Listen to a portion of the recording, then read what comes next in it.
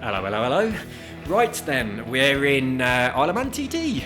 I keep going to call it Audi TT, and I've not been on it for a very long time, and it takes a little bit of getting used to, and I can't remember any of the track, but we're going for the main track, but I'm going to go on the 600s because they're a little bit easier to handle. Probably good old Mr. Dunlop's. So, quick race, time attack, career, tutorial, quick race please. So yeah, we're definitely going in here. Tourist trophy, we only want one lap. We're going to be aiming for, I don't know, 20-something minutes probably. I can't even remember what my times were before. Time of day, I'll go for noon. But I don't think it's going to make a great deal of difference. I'm assuming it's only on one lap. Yes it is, that's good. And, oh actually we'll go for Bruce Anstey's Honda CBR 600RR. Let's have a quick look at the other ones. Where is Johnny Dunlop? Oh, that's William Dunlop. Do we have a Johnny Dunlop, or did I just completely make that up? Or is he just in the big bikes? Am I going mad? Is there such a person as Johnny Dunlop? Oh my goodness me. No, maybe not. Maybe there's not. I'm going to go with Bruce Anstey then. So perhaps Michael Dunlop. Maybe I'm just going mental. Shall I go for the Honda? I will. I think the Honda sounds nice. A couple of the other bikes are nicer handling, but they don't sound as good.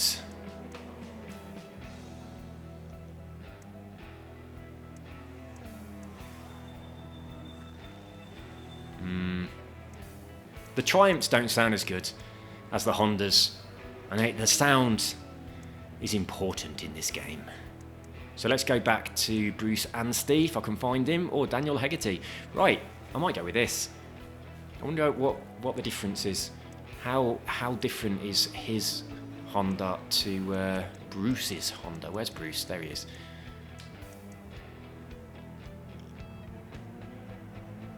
Right, I'll go with Bruce.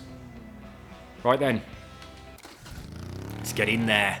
If you ain't played this game, it's marvellous. And yes, I am talking to you, Johnny Barlow. You definitely need to play this game. Just sod him by it. Or get round Amy's house and just have a go on his. Has he got an Xbox or a PlayStation? I have no idea. I've never seen a games console in his house. Where is it even? Is it in the poker room? I don't know. Anyway, we should organise a poker game when I'm in England.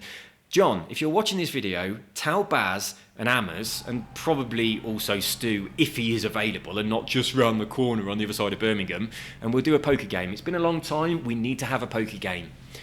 Right then, let's do this. Oh, this game is beautiful, but you've got to play it in this mode. I'm keeping the driver line on because I can't... Have I got gears? Can't remember. Can't remember if I've got gears or not. We'll find out if he changes to second. Yes, I've got gears. I'm in semi-automatic. You have to play this game in this view. This view is so good. Oh, shit! Ah! Oh, I forgot. It is a little bit difficult. You have to play... I've got to get used to it, okay? And it's been a long time. So we're going to have a couple of crashes on the first lap.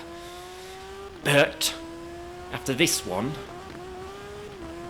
It's so good, but I don't like the line being on the floor. I prefer to play it without the line. You do have the option of not having the line, but having these little signs appear at the top of the screen. Look, top of the screen now. You get them. So they appear, I've got to slow down. They appear and tell you what's coming up. But the last time I played it, there was a fault with those. They're there for the first, probably about 3/4 of the... Whoa! They're there for the first about 3/4 of the track, and then they suddenly disappear. So I hope they fixed that. I don't know if they have or not. I've not noticed if there's been an update, but we'll see. Look at it, John. Look at it. It's amazing. Oh, I mean, you have ventured away from Formula 1 into gravel, so you can venture away from 4 wheels into 2. It is the best bike racing game that has ever been made. It's so good. I'll tell you what, guys, I really hope that this works on that new, the new steering wheel that's kind of a bit like a Wii controller, that's like the old speed wheel for the 360. I really hope it works on that, because, oh, shit!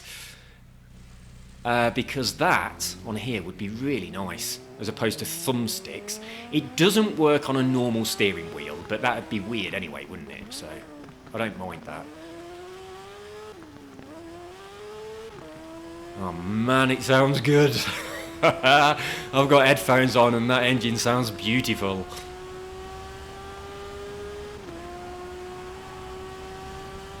And it does remind me of my holiday in the Isle of Man in 1982 when I was, I can't think.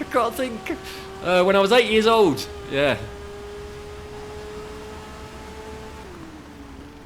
Oh, the driver lines are fucking horrible, isn't it? Giant big red X's that say you are on a motorbike, you're going to die. There are people in hospital waiting for your eyeballs. Come on. Look at the speed!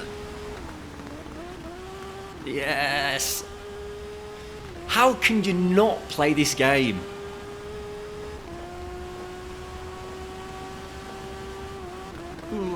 Quick glance at the minimap. It's a big long straight line. I'm going to be fine.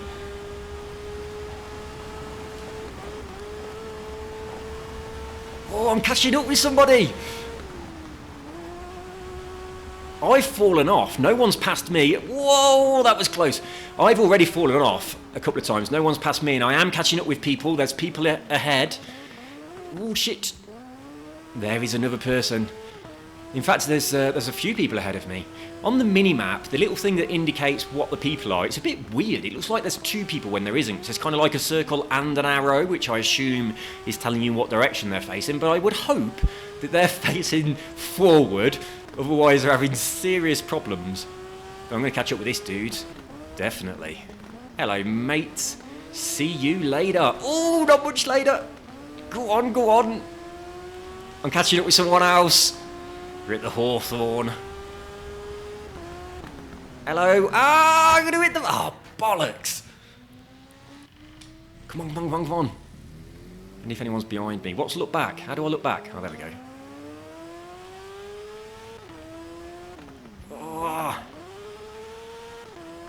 Yeah, I know I've said it before, but this is by far the best motorcycling game. The bikes all feel different, and it's so good. It's really, really good. But it's a lot better than motoGP 2019, which is good. I do like it. I don't like the sound on this is way better than that. I'm a big fan of good sound. You got to have a decent set of headphones, which at the moment I haven't. I've got a totally shit pair of headphones on at the minute. But if you've got good headphones, or you've got like a sound bar thing with a bass, I'm gonna get you, mate, on this bend. See you later. Oh no. But yeah, if you've got a decent bass speaker, I have, but I haven't got it connected to this TV. I've got it. Oh shit! We're just using it downstairs as a speaker for Bluetooth for our phones. Really, that's what we use it for. If we have like a party or something, we use it as the main speaker for that. But the bass on it is really, really good. So I might have to set it back up to this TV. It's a shame. Does the Xbox allow you to do Bluetooth speakers? I don't think it does it? I really don't think it does. But I'm assuming the Xbox has got Bluetooth capabilities. Even if I have to put in a dongle, I'd be very happy about getting that speaker system set up to this television.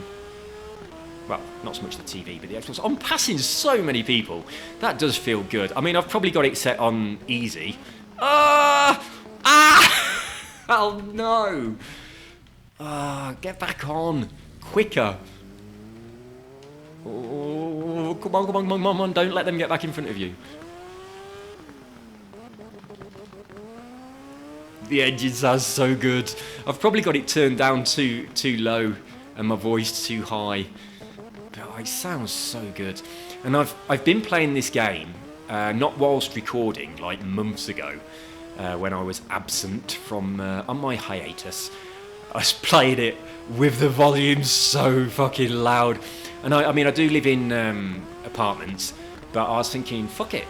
They won't know it's me playing a video game. They'll just think there's motorbikes racing around outside. So, yeah. Oh, look at this. I am definitely going faster than you. See ya. Oh, two more just out. Oh, bollocks. Damn. Let's pull a wheelie. Have I got anti-wheelie on? I don't know if I have or not.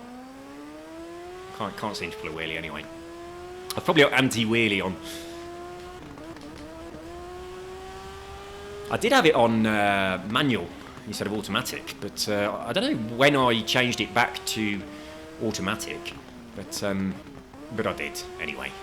But I think that if I try and do manual whilst talking to you guys, which kind of makes it a little bit harder to focus, I do... bollocks! I mess it up a little bit. And also I have the volume a lot lower when I'm recording a video. Otherwise I can't hear myself, and that's a bit weird when you're speaking and you can't hear yourself. Right then, I've had my practice. The next lap, I'm not going to be falling off quite as much as this one. I'm getting a little bit back into it now. My fingers have recalibrated to motorbikes instead of cars. The driver line is helping me actually, but it's so ugly, isn't it? It's bollocks. It's whoa! What a spectacular crash! I got some height. Yeah, the driver line on this game is horrendous. When it goes into giant X's, I mean, you really don't have to slow down as much as it tells you do, but that looks awful. Well, perhaps you do. That looks absolutely horrible. Yeah, some of the other tracks. They're alright actually, I quite like all of them. There's one that I don't like that goes around these docks. I don't like that one because there's too many sharp corners and not enough fast bits. But all the other ones I actually really quite enjoyed. But because they are kind of just made up places, I believe. They look real, it's like streets and houses and stuff. But they're not tracks you could go and really race in real life, whereas this genuinely is. So I am learning this the Isle of Man TT course when I play this game. And if I ever buy another motorbike, which is very unlikely because my wife would probably divorce me if I did, she is terrified of them, then who knows, maybe I might go back on holiday to the Isle of Man and drive around. I wonder how many people do it, how many people just go there and blast it around this track. Oh, I think in real life that curb would have made me fall off for sure. We're at Kurt Michael, I've been here in real life. Go on. Oh, yes. In fact, my dad probably went to that garage to buy petrol. What are you slowing down for, guys? I'll see you later. Oh, there's another one just up ahead. No, don't go over there. Don't go in the grass. Going in the grass is a very bad thing on this game. It really throws you off. You cannot take shortcuts around corners. Which is fair enough, because I think on a real motorbike you'd probably fall off if you tried to take a shortcut across the grass. And the curbs are very forgiving though. If you accidentally go up a curb, as I did a little while ago, it doesn't really bother you that much at all. But in real life you'd definitely be off. Oh, we're going to catch him, and then there's another one just up ahead. Yeah, there's another one down, and damn. I'm doing alright though, ain't I? I fell off quite a lot of times, but I must have it on super easy. Hang on, boys. That was cheeky. You can't just drive through me. Come on. Are we coming up to Parliament Square? Oh, slow down. There's a jump here. Oh, damn. You can jump this bit here. Exactly where I fell off, there's a lovely jump.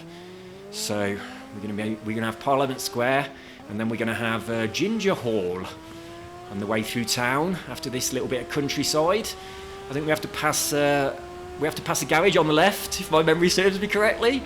Come on. Aha, he's just fallen off. He's in ghost mode.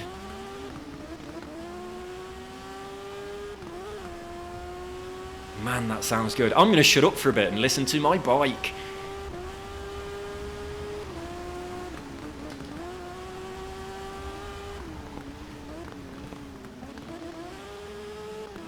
Go on. Oh, I didn't make it. Oh, shit. Oh, sorry, mate. I've probably just killed that guy.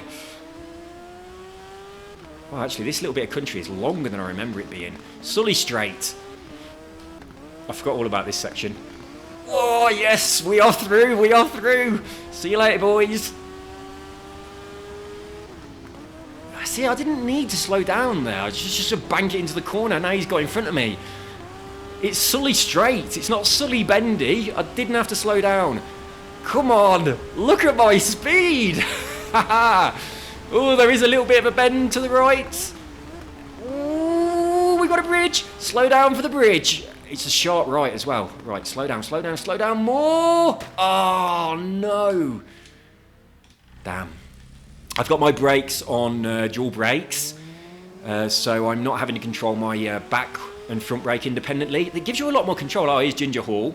I thought that came after Parliament Square, but obviously not. It's the other way around.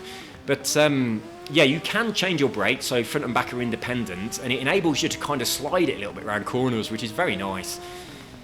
Oh, see you later, mate. Lovely jubbly. We're away. Oh, that was close. That was very close. I haven't really managed to get control back. There we go. We're back. Phew.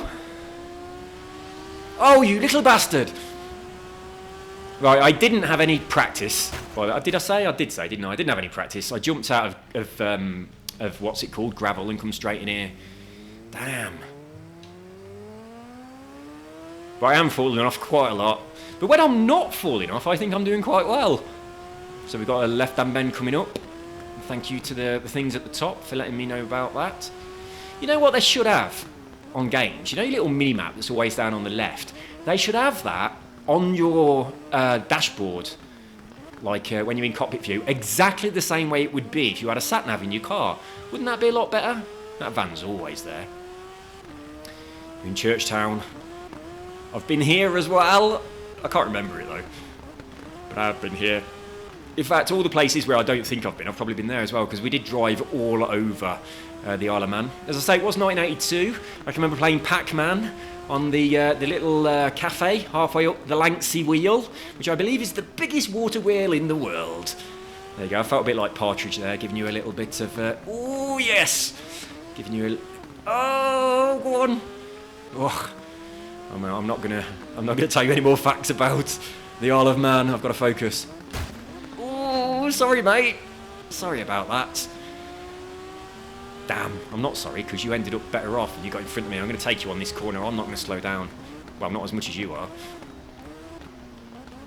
Yeah, that worked. Look at all these in front. 4 bikes in front. Sharp corner coming up, though. Got to slow down. Got to slow down for this. Oh, this is Parliament Square. Yeah. Oh, bollocks. I've hit the wall. That was absolutely stupid. Yeah, I do remember here. I've been here and I remember it.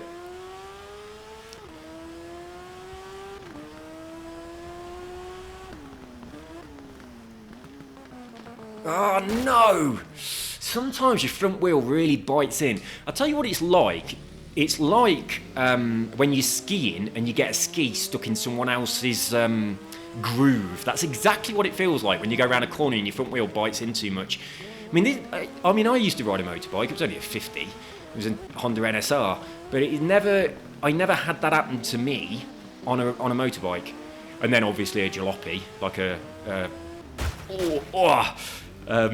bent bar, what they're called, a 90, just delivering pizzas, and a 50 on occasion when the 90 was broken. But I did like my NSR, it's quite nice. Unfortunately, the guy who had it before me, he tried to rebuild it and he put the swing arm on upside down.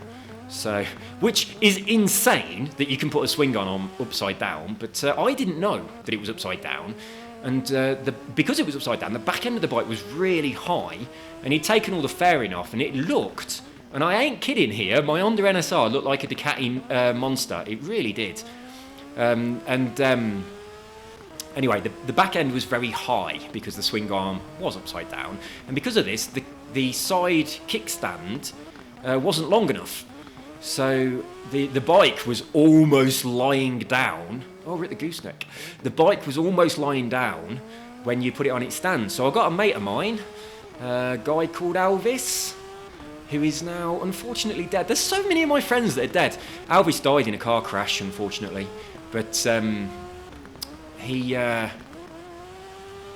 he was a welder, and he welded a metal bar on the end of the kickstand for me so that it'd stand up properly. And then I took the bike apart because I was fixing something on it. And when I was putting it back together, I noticed that the swing arm was upside down. That's when I realised. So I put it back on correctly. And then when I'd finished putting the bike back together, my kickstand was way too long. With the kickstand, you know, after Albie said, "Oh, you bugger," with the kickstand being too long, it then meant that when the kickstand was down, the bike was almost completely vertical. And if there was the tiniest gust of wind, or if someone walked anywhere near it, I'm going to crash. Whoa, what's happened? What's happened? Why? Ah. I had to restart. Don't know what happened there. But anyway, if anyone walked anywhere near it, it would just fall over. I am pulling a wheelie. So we have... Oh, no, I'm not. I'm just bending down. That wasn't my bike going up. That was my head going down. I really do like this section. Up ahead... I mean, not for a while, because this section goes on for a bit, but we have the bungalow, and then there's like a sweeping bend to the left. You go down the hill a bit and under the bridge. That bit's nice, but it's not for quite a while. We have this bit through a bit first. We do this for a while, then we go left and up the hill. No, don't go anywhere near that. Don't go in there, don't go in there. Oh, I've lost control. Oh, no. If I bought another motorbike, I would die. It has to be said, I really would. I am a complete twat on a motorbike. Absolutely. And I did fall off loads and loads of times when I did have my bike. I fell off my own bike. Well, actually, I can't remember whether I fell off my own bike or not. I fell off the pizza peds all the fucking time, loads of times. But I can't remember whether I fell off my NSR. Not sure if I did. Not sure if I did. Can't remember. If I did, I probably banged my head and forgot about it. See, what are these red crosses for? Oh, we've got to get more speed. More speed, please. Ooh, that was close. Well, we've managed to catch up with some guys. God knows what you were doing while I was falling off, but there we go. We're back ahead of that dude, and this one's going down as well. If I can stay on the road. Oh, I can hear him, he's not far away. Oh, there he is. Bagger off, mate. I've got a sharp left coming up. Oh, the bungalow's just round here. So we've got this bend. And we've got this right. I'm starting to remember this track. And then the bungalow is the next left, I believe. Yep, there it is. So a nice sweeping bend. Oh, go on. Down the hill and then under the bridge. I love that corner, I really do. I took it quite badly there, though. You can take it a lot faster than that. But here we go. I like this open part. Let's get some speed. Let's get some speed. Oh, don't go on the grass! Oh, shit. Damn! I mean, this is going to be like 26 minutes. Oh, I'm on 90 minutes and 45 seconds. Oh, and I believe that in a bit we're going to go back into the village area as opposed to this beautiful rural countryside. Man, this game is good. If everybody watching this video doesn't buy this game, there's something wrong with you all. Oh, shit. My bike's in good condition considering how many times I crashed it. And so is my body. Get round there. Oh, I really hope that the puppy's got detention at school. I don't have to stop playing at 5 o'clock. Oh, I'm looking forward to England. Mainly because I'm probably going to sleep for the entire 2 weeks. Because I am not sleeping. I've had 2 proper nights sleep. Yeah, that's right, isn't it? Since we bought the dog in February. And both of those times were me sleeping downstairs on the sofa. Because the dog had totally consumed my part of the bed. And also, I appear to be allergic to one of our duvets. So if we're having the nice duvet washed and we're using the not so nice one, I think I've got some sort of allergy to it, which is weird because I've never had an allergy in my life to anything. But yeah, I seem to be quite sensitive to this duvet. We need to throw it away and just get another. Why not have 2 nice ones rather than 1 nice one and 1 reserve crappy one that makes you all itchy? Well, I seem to be a little bit airborne there. Shit, they're back in front. Come on. Well, the last time I played this game, you see all the dead flies. Whoa, we have a corner. See all the dead flies on my screen. The last time I played, they had a fault where after a while a dead fly just turns into a square on your screen as opposed to what we can see now. So I think they fixed that, unless it only happens after a longer time, because I think when I saw that, it's when I'd been on this track for a few laps. Whereas now, obviously, I'm just doing 1 lap, so... These dead flies are only recently dead. Well, I wished I could do it without the driver line. I wish I knew the track, so we didn't have that driver line there. But I've turned off most of the hood, because without any of the hood on at all, and with no driver line, oh, it's just beautiful. It really is.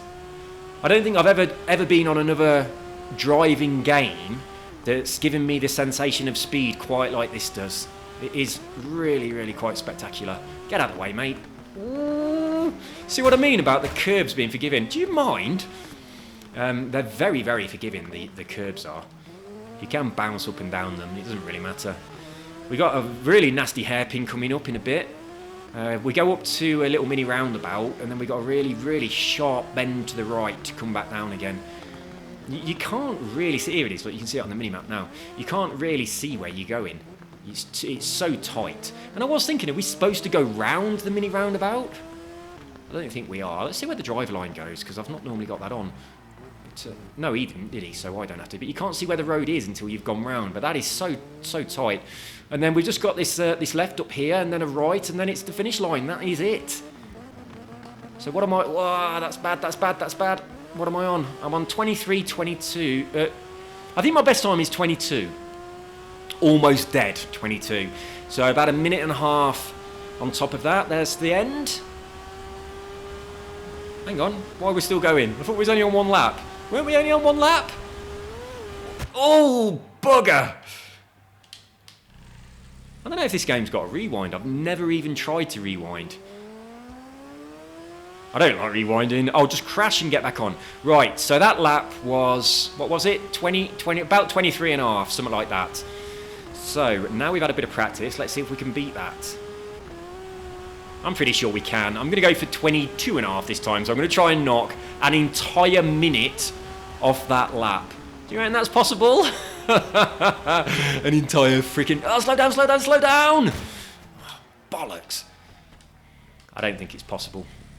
And I can't remember whether or not that time of 22 almost dead, which is, I'm pretty damn certain that was my best time. It might not have been in a 600, so it could have been in the 1000. So obviously, I'm going to have a better time in a bike that is a lot faster. Oh, I'm doing shit. I'm going to have a look at the time. It's 4:52. Bollocks. Right. Let's get out of this. So I did... Right. My best time, 23:31. So, I'm going to make a few of these videos. God knows why it's on 4 laps. I swear it was on 1 lap. It was, wasn't it? I actually looked.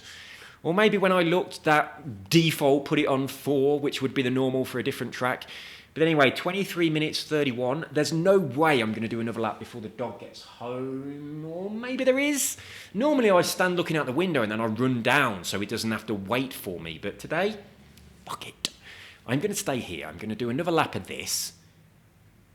Shall I try the... How do I exit? Just main menu. I'm going to do another lap of this, but I might try it in the beefy big bikes and see how I get on. But the big bikes ain't so easy to handle, and it's been a long time and I ain't had much practice. But bike is good. But in the big bikes, the sensation of speed is even faster. So strap in, guys. I mean, you just might need to put a seatbelt on while you're watching this. Right, solo. Quick race.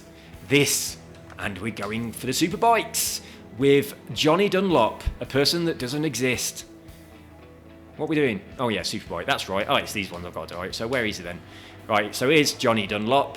What's he got? Oh, he's in the BMW. It doesn't sound as good. No, I want the Honda. It's got to be the Honda. So... who we got? Who's got Honda? Right. We have John McGuinness and Bruce Anstey. Oof. There are more Hondas, aren't there? Oh, I just don't like look at that one. So BMW... Actually, I'll tell you what, for a change, I'll go with a Triumph. Is there no Triumphs on the thousands? There must be. Come on, where's the Triumph? Oh my god, there isn't. Shall we go for a BMW? It won't sound as good. Or the Norton. The Norton looked beautiful. Come on then, Davy Johnson. we're going to be riding your Norton. Let's see what it sounds like. I've got my headphones on. I'm going to crank it up just one notch.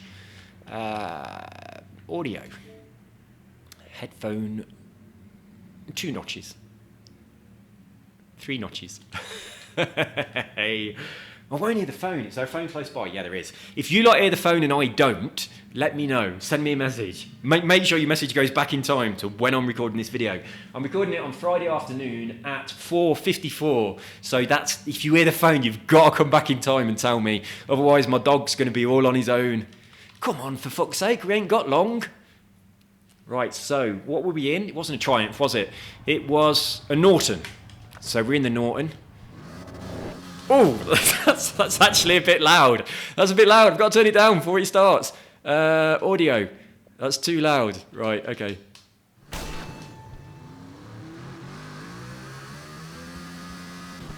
Oh! Come on.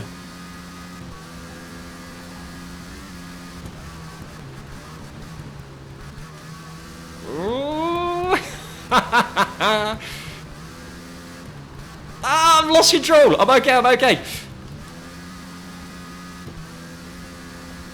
Oh, the Hondas are so much easier. They really are. Oh, shit. I'm already dead and I haven't made it to the first corner.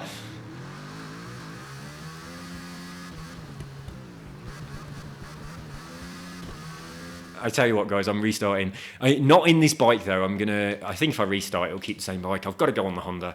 I really have. That just sounds like a hole in an exhaust pipe. I used to have, what was it? A Saab 900, right? The guy I bought it off had taken the exhaust off and all the way up to the what do you call it? Manifold. And he'd welded into the car just a dead straight pipe all the way down the middle of the car. So I had no silencer box or anything like that. I just had this bloody pipe, and it was a big fucking chunky pipe as well. It was like a bit of scaffold tube, and he just welded. That is a beautiful bike, isn't it? Oh my word, that is a absolute thing of beauty. It really is. Anyway, let's stop perving over the bike porn. And we will not take the Norton. We're going to take the Honda. I'm going to go for Bruce Anstey again in the Honda CBR 1000. Or shall I? Is that all of our options? I have no idea what this is. I've never heard of this company. Or then, the Kawasaki's are alright. And the Norton looks beautiful, but it doesn't sound very good. So yeah, I'm going back for the Honda. Got to be faithful to the Honda. So here we go. A Honda CBR 1000 RR, wasn't it? I think. And I really should turn it down just a smidge so I definitely hear the phone if Filippo returns. I need to make sure I've got my keys as well so I can get back in the apartment. God, I haven't. They're probably on the side downstairs. That'll be all right. It'll be all right. Come on then, Bruce. Let's have ya. Right, we are aiming for 22 minutes. That is the target. Ooh, that was a crap start, wasn't it? All right, get your head down, Brucey. And try not to fall off on the straight before the first corner. If that would be... if you'd be so kind. I mean, I don't class any of these as corners. These are first straight. I normally fall off here. And without wanting to break tradition, I thought I would again. Damn!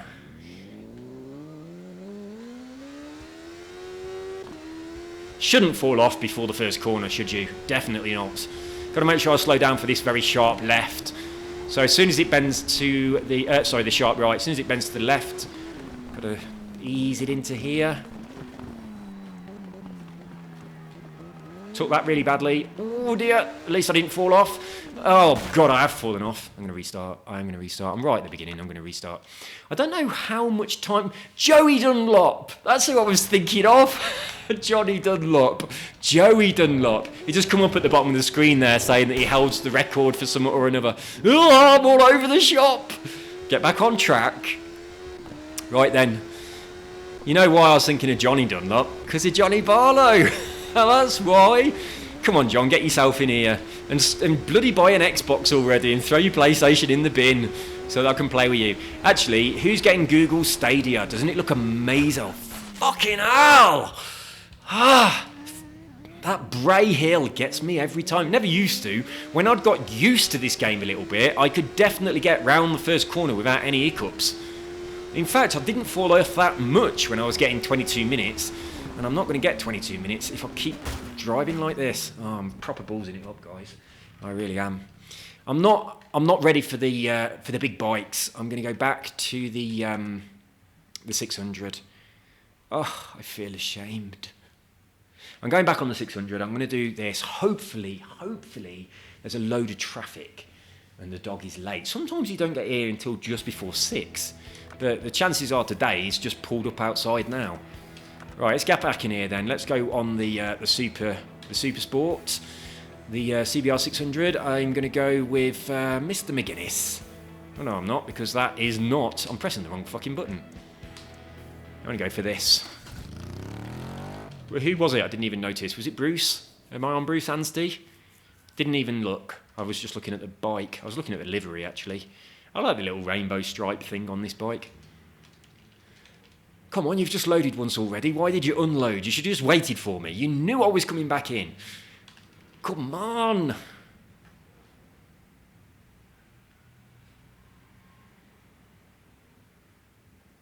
We're waiting. That felt like forever. I'll try and pull a wheelie, see if I can.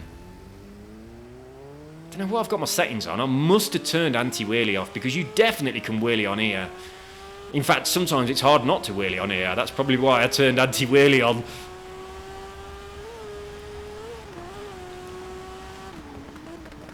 I won't take this full speed when we're going up Bray Hill, so that I can not fall off for a change. There we go, that's better. Keep in there.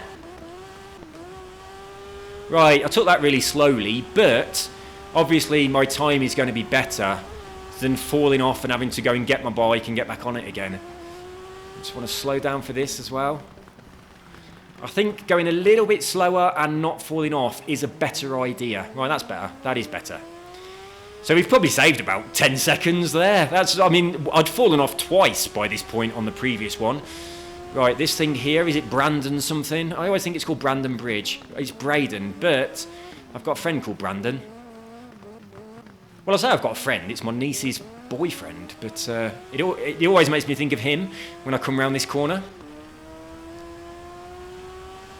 Yeah, I would class my niece's boyfriend as a friend.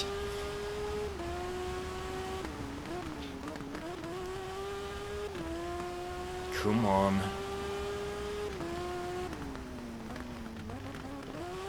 Oh, that bike sounds so good, it really does. Slow down a bit, there's a bend. It's not quite as sharp as I thought it was, but we're still clean. We are still clean. We're not going very fast, but we are clean. Come on then. Well, let's open this bastard up, see what it can do. Let's try and get some air out of these hills. I used to love jumping my bike. The introduction of speed bumps, right? You know the big speed bumps that are absolutely everywhere all over England? The first time I ever came across one of these was in 1992 when I was at college and we were going to look at different universities to decide which university we wanted to go to. And we went to look at Loughborough University, and whilst driving down the driveway of Loughborough University there was one of those speed bumps. And there was 4 of us in the car. We were in a Mini. I wasn't driving. I hadn't passed my driving test. But my friend Justin was driving. And we was going down the driveway into Loughborough University. We went over this speed bump. We was like, bloody hell! That was amazing! So we reversed back over the speed bump. And we went over again, much faster. And jumped his car with all 4 of us in over this speed bump. And then we just kept driving. We did it about... we didn't keep doing it. We did it about 4 times. But yeah, it was the first time we ever saw one of these speed bumps. I was like, this is amazing! And then they were bloody everywhere and people hated them. But my first car was a Metro. It was my dad's old car. He gave it to me. And my Metro, if you went about 40 miles an hour, you could just fly over those speed bumps. It was just epic. But if you went any slower than that, there was a complete nightmare. Just to completely rag your car. But where I got the idea from of driving over them at about 40 is I saw an ambulance go over them, and the ambulance was going pretty quick, and he seemed to handle it really well, and I was thinking, maybe they're designed so that you can go over them a little bit more quickly, just in case you are in an emergency vehicle that can't slow down. So based on that assumption, I drove at one at 40 miles an hour, and my car just bounced over, and it was bloody lovely. So yeah, from that point onwards, I treated them as ramps instead of speed bumps, and they were lovely. I'm getting a bit nervous here. Just because I ain't crashed yet, I'm getting a bit nervous. I am catching up with someone, so that is good news. But yeah, when I was looking at universities with my friends, it was me, my friend Steve Jones, another guy that I can't remember his name, I really can't. But what was his name? Stuart, that was his name, it was Stuart. So it was me, Stuart, Justin, and Steve. Oh no! Damn you! Damn you, Stuart! I had to think. My eyes had to glance upwards to remember your name, and I crashed. Anyway, us four, we went around to several universities. I'll tell you, we went down and had a look at Falmouth, I think it was. And oh my God, it was amazing. It was like walking into Walt Disney Studios. Bearing in mind this was 1992, so there weren't many computers around at the time. We had Mac Classics, everything was black and white. Photoshop had just come out. We was using Quark Express. And we went down and looked at, slow down, we went down and had a look at Falmouth University. We got there really, really late. And the guy had, actually this wasn't us four, it was myself, James and Adi this time. The people that I ended up living with at university. Adi, interestingly, is a magician. He used to do magic shows when I did hypnosis shows, and he actually teaches in the Magic Circle in Coventry. So he used to have like a little class there. And James is a cunt. So, anyway, James was a shit. James, if you're ever watching this video, you were very rude to my parents. And for that reason, I do not like you. And I'm glad that I broke your nose. And when it mended, it was very bent and ruined your face. I have told this story before, but I'll tell it again. I'm just going to drift off on a little bit of a tangent here, but I will get back to my story about university. But anyway, I went to university with James and Adi. We shared a house together. We had a lot of house parties. Some of them got really, really, really out of hand, and we got evicted from 2 houses, and I got kicked out of university simply because our party went a bit crazy. The police got involved, it all got messy, and I got kicked out of uni. But anyway, in the first house that we lived in, James and I used to throw things at each other. We used to have like battles. We would have a sofa. He had a sofa, I had a chair that we'd hide behind, and we would sort of like play real life Xbox in the days before consoles and throw stuff at each other. And I mean, there were like saucepans and stuff. It was getting a bit out of hand. And then this one day, James is asleep on the sofa, and I'd got like a dumbbell weight, and I said to James, next we'll be throwing these at each other. Ah, no! Crash number 2, I think. Is it number 2 or number 3? And I sort of like pretended to throw it through the air. And but I didn't mean to let it go, but I did let it go. It was actually lying on the sofa underneath me asleep. But because I let it go and it was a dumbbell flying through the room, I kind of tried to grab it. But all I managed to do is stop it going forward and make it go straight down instead.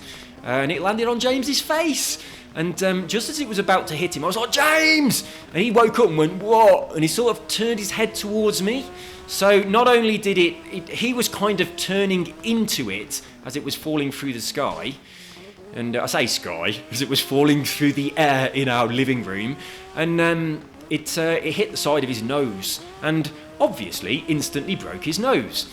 And because he'd been sleeping on the sofa, he got a duvet with him, so he pulled the duvet up to his face, and like a massive red circle just like spread out from his head. I was like, oh shit. I was like, Adi was upstairs DJing, like recording a DJ thing. And he used to, I'll come back to that in a minute because it's interesting. But anyway, so all this blood appears on the duvet, and then like a funnel of blood, slow down! Bollocks. A funnel of blood then came out the bottom of the duvet onto the floor, and then it was like a horror film. There was a lot of blood, and then James dropped the duvet on the floor, and his face was quite broken, and he was swearing at me a lot, and then he started trying to hit me. But we had like a tiled floor, that was now covered in blood. And James was like sliding around in his own blood, trying to punch me to get me back for breaking his face. I was like, AD, I've just broken James's face. And I was thinking, AD, do you know anything about reconstructive surgery? Can you help me put James's bones back together? So I broke James's face. So James was very angry with me because he was incredibly vain, he had a massive ego, and he thought he was beautiful, and I'd broke his nose. So we put lollipop sticks up James's nose and some tissues, and we sort of sellotaped it all together around his face, and he lay in his bed and went to sleep, lying there hoping that his nose would fix. And whilst asleep, as luck would have it, he rolled over onto his side. And the lollipop sticks obviously touched the bed, and they held his nose at quite an acute angle whilst the bones started to reset in his slumber.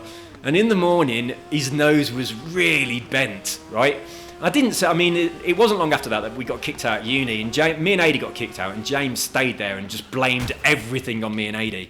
And anyway, I didn't see James for quite a few years afterwards, and then I bumped into him when I was back in the Neaton once. Oh my God, I've just thought of another story that's so funny. Anyway, I bumped into James when I was back into the Neaton once, and I was like, "Oh, James, how's it going?" And the whole time I was talking to him, I was thinking, "Oh my God, your nose is so bent, your nose is so bent, your nose is so bent." I couldn't stop looking at it. It was incredibly bent. I mean, it looked like it was trying to smell his ear. It was amazing, which, would be really bad, and I would feel really bad. But as I say, James came from a very wealthy family. His dad was mega rich, and he kind of spoke down to my parents, which I really fucking didn't like. So for that reason, I didn't care. So there you go, James. That is what I think of you. If you ever watch this video, you shouldn't speak down to people, because karma will bend your nose, or your housemate at university who throws a dumbbell in your face. Right, during that story, I thought of a couple of other stories, so I'm going to have to tell you them quite quickly if I get a chance. Oh, here's the jump, here's the jump. I'm going to slow down for it, but this jump here over this bridge. Bang. I think that's where I'd stand if I was watching this race. Right. Because we was at university, we was in Norwich with lovely Partridge. And we used to actually drive past the Swaffham Highway travel lodge at the BP garage, where Partridge lives, on our way from Norwich to Yarmouth. But anyway, I digress, as usual. But, right, me, James and AD are living in Norwich. But we used to come back to Hinckley and Burbage and Nuneaton, because I was from Nuneaton, James was from Burbage. We used to go to Hinckley quite a lot. We used to go to quite a lot of house parties, and at the time it was Buzz and Zoo. We used to go there to a few parties, then house parties afterwards. But we were at this house party, and James cops off with this girl who he's shagging all night at the house party, and don't really think anything of it. Go back to Norwich, a month later, or I think actually several months later, we're back down in the Midlands. We're at a little bit of a rave, it was, at Zoo, or it could have been Buzz at the time, I'm not sure what it was called. Anyway, a nightclub on the Horse Fair in Hinckley. So we're at this gig, and I get off with this girl. Someone introduced me to her, I can't remember her name, but we never even said hello. So we just started kind of getting off with each other. We were very drunk, and it got a bit out of hand, and we started actually having sex in the nightclub. Which you shouldn't do, that's very naughty. And we were sort of on the stairs between the downstairs part of the club and the upstairs part of the club. And there was a guy who was the year below me at college, and he saw me with this girl, and he went, "Oh, all right, Steve, do you mind if me and my mates watch?" And I was like, no. And they all sat down and watched me and this girl, and drinking their beers. The most bizarre experience. Anyway, we moved from there to a sofa that was actually in the downstairs bar. And we continued our lovemaking in public, which probably wasn't, we shouldn't have been doing that at all. And then I got this tap on my back, and I turned around and looked, and it was the doorman and the owner of the club, a guy called Simon, who I knew because at the time I was a DJ. And he goes, "Oh, hey mate, not in here." And he goes, "Oh, Steve." And I was like, "Oh, hello, Simon." And he goes, "Steve, what are you doing? Not in here, mate." And I goes, "Oh, I'm really sorry." And so I then said to the girl, should we go out to the car park? And she said yes. And that is actually the first time we spoke to each other, was me saying, do you want to go out to the car park? So we went out to the car park, and we were continuing our lovemaking on the bonnet of somebody's car. And at this time, it was a bit later, Adi came out of the nightclub, and it was the car park where he was parked. He saw us, he drove past us, and he goes, "Hey, Steve, do you want to lift back home?" And I was like, "No, I'll be all right, mate." I thought, sex or lift back home? I thought, I will continue the sex. So we continued, and then the girl went, and then I thought, I was very drunk. I thought, I've got to get home. So I started walking home from Hinckley to Nuneaton. And I was walking and walking and walking. It seemed like bloody miles. I thought, sod this. I'm going to go and see if anyone's left their keys in their car in the drive. Like, what the hell was I thinking? There's no way I would have stolen a car. But I did spend considerable time looking in everybody's car. And thankfully, in my drunken state, nobody had left their keys in their car. And then I was thinking, I wonder if anyone's got a bike on their back garden that I can borrow until tomorrow. So I went down someone's entry and started looking in people's back gardens for a bike that I was going to borrow and return the next day. I'm not in any way a thief, but I was very drunk. And I got to this one back garden, right? I was just jumping over the fences of people's back gardens while I was looking for a cycle because I was fed up of walking. And for some bizarre reason, I'd not considered getting a taxi. I had money, so God knows why I didn't just get a taxi. But anyway, I'm walking through these back gardens. And someone's left their washing out on the line, right? It's just like loads of jeans, a couple of t-shirts, some bras and things.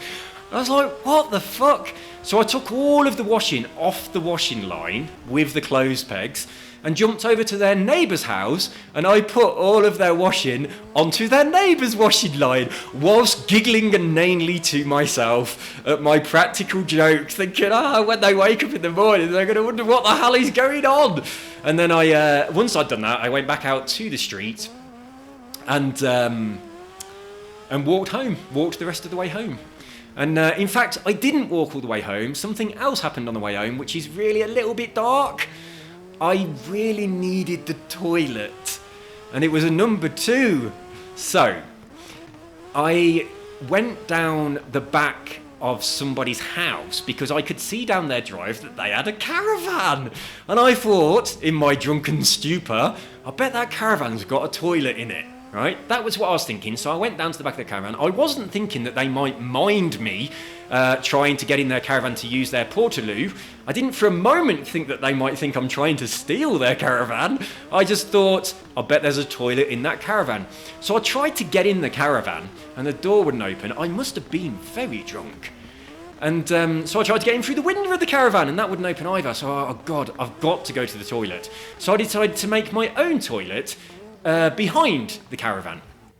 So I'm using my private toilet behind the caravan, being very respectable, and I'm looking sort of down, and just in front of me I can see a pair of shoes and the end of a very big metal pole. So I kind of tried to look up without moving my head. I was thinking, there's somebody standing in front of me. And there was a man who I assume was the owner of said caravan, standing with a big metal pole in front of me. And I don't know why he was just standing watching me trying to do a poo. You can't poo when somebody watches you, can you? So I couldn't. So I was like, oh shit. And he shouted something, I have no idea what it was. And I thought, I think I need to run away. So I tried to run away, but when you're on the toilet, you have your trousers around your ankles. So I couldn't run. So I hopped away from him. And I hopped down his garden and he was chasing me with a metal pole. He didn't manage to catch me, I have no idea. I hopped up onto his garden fence so that my belly was across the top of his fence. And he hit the back of my legs with his pole and it really fucking hurt. Right? He didn't break my legs or anything, but he just hit the back of my legs. I got really bad bruising from it.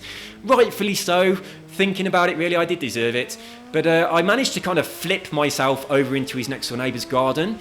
I then hopped through that garden and did the same thing and flipped myself over the fence into the next garden without even pausing to pull up my pants. And then I hopped into the next garden, which was incredibly overgrown with bramble bushes, which were very, very thorny. And I cut my legs to shreds and I lost my shoe. So my shoe got stuck in the brambles, so I lost it. I managed to pull up my trousers, and I went out of that person's entry onto the street. It was on Edward Street in the Neaton, if anybody is interested. And I got out onto the street with one shoe, still very drunk, and then I walked the rest of the way home, which was probably about half a mile, and got home and fell into my bed in my drunken stupor and had quite a bad hangover the next day. But I enjoyed my evening of frolics. It was good fun. Anyway, I went back to... I was stopping at my parents' house whilst I was down here, so that's where I was stopping then. But a few days later, I went back to university up at Norwich. And a couple of weeks passed, and I get a phone call, and Adi answered the phone, and he goes, "Steve, phone." I was thinking, who the hell's phoning me here?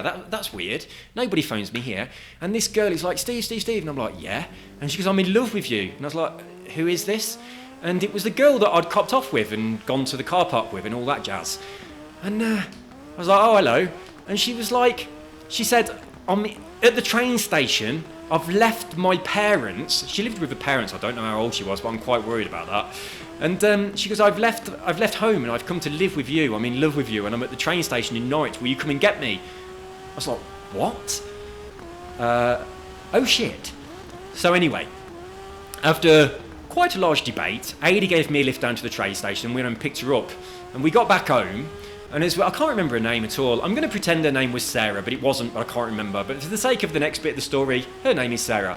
So we got back home, and we walked into the house, and she said, "Hello, James." And James said, "Hello, Sarah." And it was the girl that he had copped off with the previous time that we were at the house party in Burbage. So she had been with James, and then a little while later we'd all gone down together. I mean, I was with James when I met her, but obviously she hadn't seen him. But so I'd got his sloppy seconds. So anyway, she'd come up to Norwich, and I was like, shit, how am I going to get rid of this girl? What am I going to do? I've got to get rid of her. So I said, look, you've got to call your parents and tell them where you are, because they're going to be really, really worried about you. And I said, she was telling me that she loved me and stuff, and I was like, yeah, I really love you too, blah, blah, blah, blah, blah. This is going to make me sound quite bad, because it is quite bad, but I was 18. And I said, look, you've got to go back home, because your parents will never accept me if I allow you to stay here. And there's no way I'm going to start a relationship with you if your parents hate me. So you've got to go back home, and you've got to tell your parents that I told you you've got to go back home.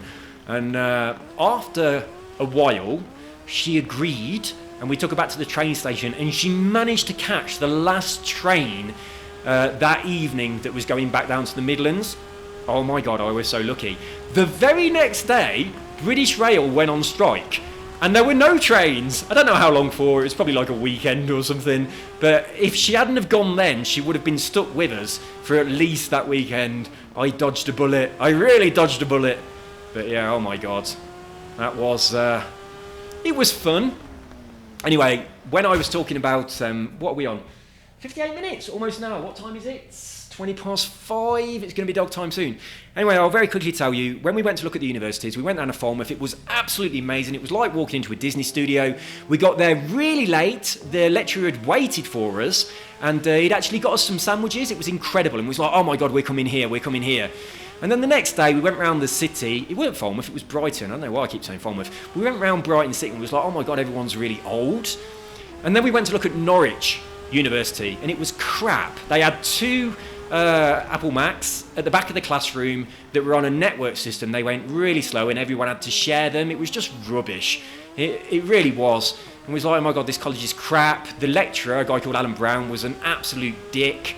And the next day, we went around Norwich Centre, and we was like, oh my God, like 80% of the people here are really beautiful. Let's come here. And it's like, it seemed like everyone was an incredibly hot female in Norwich. It was like, we're coming here. So we went to Norwich University as simply based. We didn't go to the UEA, it was on the art school. But we went there simply based on the fact that it seemed that everyone who lived there was female and absolutely beautiful. So we went there. And I met a girl there we hadn't been there very long. I got a girlfriend, a girl called Ruth, who is now quite famous, and she's actually, I shouldn't have said her name because I've got some really juicy stories about her that I cannot possibly share because I've said her name. But she runs a very successful business out in California. She's also the editor of Heat magazine, I think, or something like that. But yeah, she was my girlfriend way back in the early 90s when I was at university. And she was such a lovely girl, she really was. But now she's quite successful and famous. I didn't realise that at all, but I was watching one of those shows where people on TV, minor celebrities, talk about, like a comedian or something. They all say, oh my God, this comedian's amazing. And she was on one of those shows. I was like, oh my God, that's Ruth. And so I thought, right, let's stalk her on Facebook and see what she's up to. Why is she on television? And I found her, and she's very successful. And I was very impressed because she deserves it, because she was a very wonderful person. I admired her a lot. And for quite a while after I left university and we split up, I did miss her.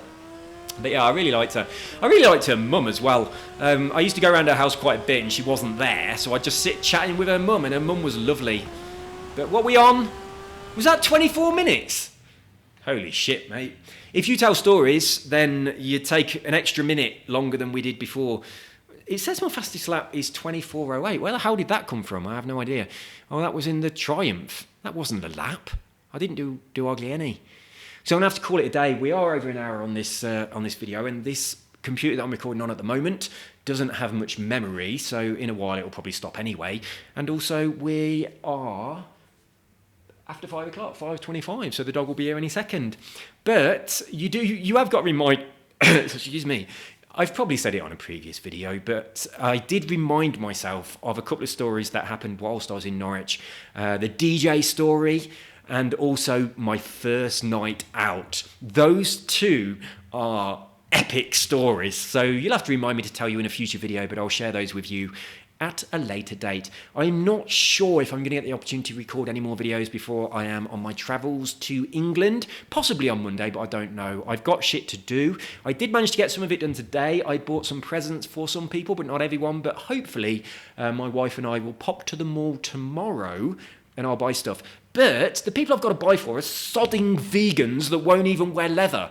And it's like everything in Colombia either is made of some sort of animal produce that they won't approve of. So I've got to look for a present that is vegan friendly.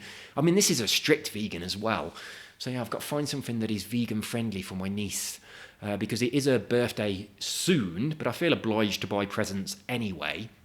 But I don't really want to buy presents because I only want to take a little bag, so I don't have to wait for my bag to arrive in Heathrow Airport. I just want to take a carry-on. I mean, I've got clothes and shit at my parents' house, so I've not got to take any of that. You know, I've just got to take a few essentials. So I'm going to take just a carry-on luggage bag, which is already half full with presents for my mum and dad.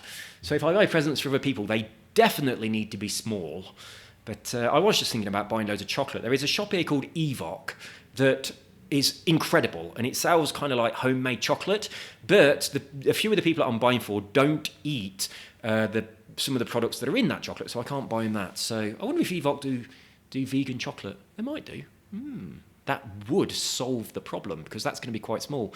But chocolate's not a very good present, is it, when you've not seen your family for a year and a half? But I'll see. I'll have a look tomorrow. I'll let you know. Probably let you know on Monday what I've bought.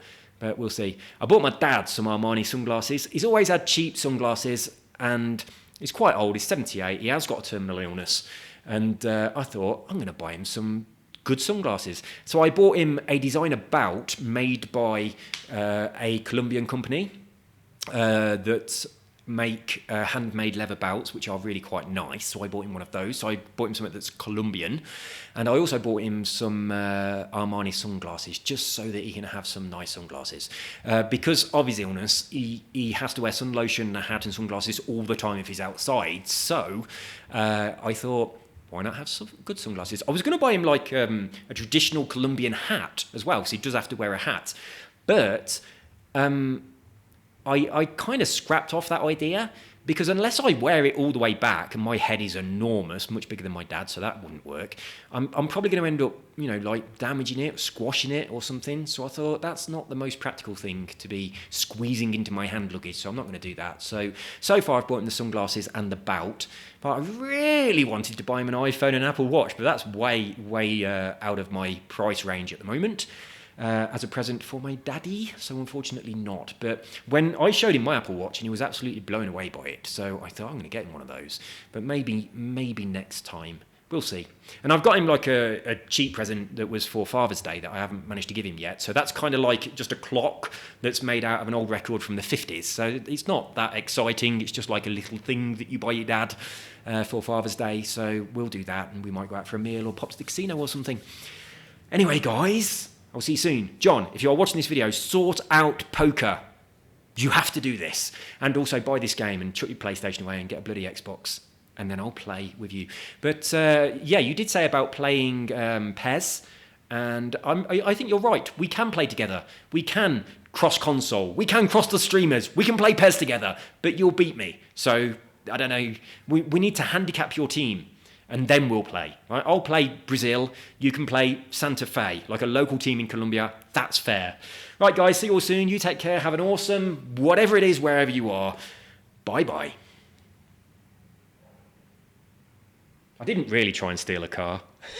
I did. I would have done. If there were keys in a car, I probably would have gone to prison. But yeah, I was so drunk. If there were keys in a car, I was thinking, yeah, I'll just borrow it and I'll bring it back tomorrow and I'll just drive really drunk all the way home. Yeah, that wouldn't have got me in trouble at all, would it? I wonder what those people thought when they woke up in the morning and all the washing had moved from one house to the next one.